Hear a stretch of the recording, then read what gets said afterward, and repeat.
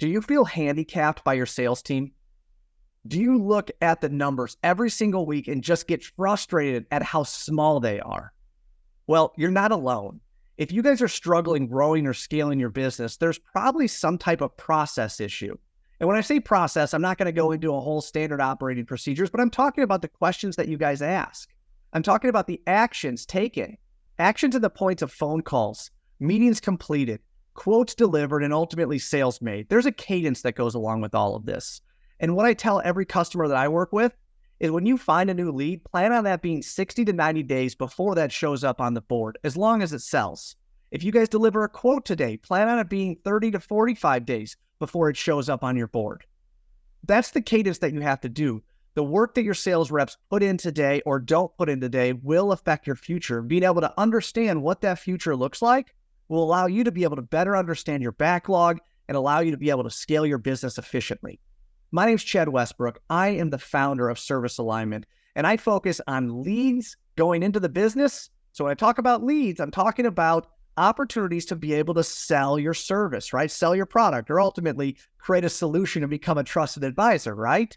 Well, leads only matter if they convert into meetings. So when you talk about a lead to a meeting, I'm talking about, hey, I'm interested. You come meet with me at 2 o'clock. And then at 2 o'clock, that meeting actually happening.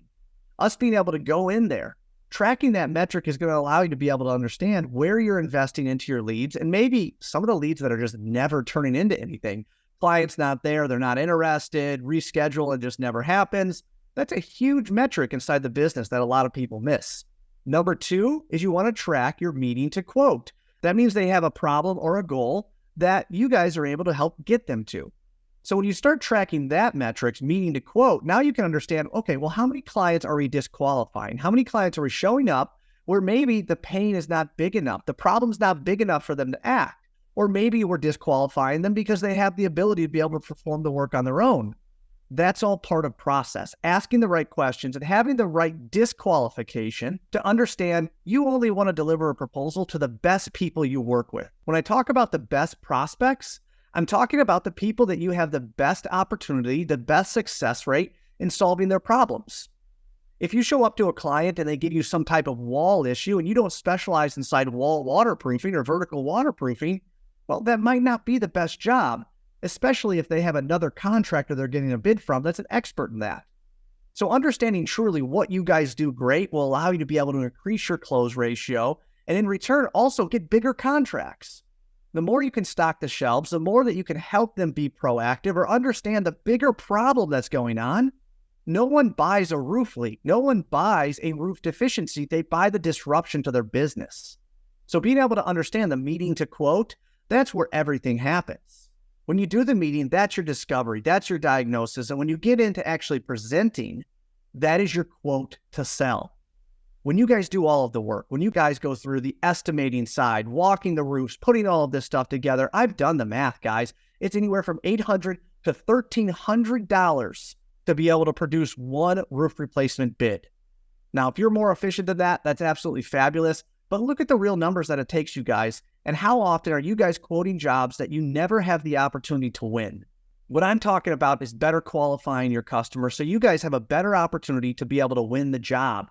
That's what this is about. I would much rather quote 10 jobs and win 8 than quote 20 jobs and win 10. It's about applying your time, your effort, your energy in the right place. If you guys look at your sales numbers every single week and just think to yourself, why aren't they selling? Why aren't they getting somewhere? And you're kind of handicapped. Your growth is unable to happen. And you guys are stuck in a rut because you can't grow your business because you don't have the revenue.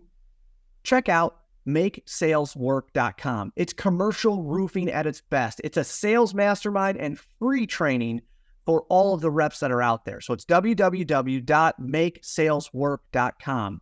We're here to help you guys, and we specialize in the commercial roofing industry. If you guys have a sales team that's just absolutely killing it, and you've been able to multiply reps, so I'm talking about getting reps to be able to be on a level playing field, all of them just killing it on their goals, like the video, subscribe, drop some comments below on how you did it, because it is a hard thing to do. And that means raising the floor, not raising the bar, but raising the floor of your sales team. And only the top couple % can actually make that happen.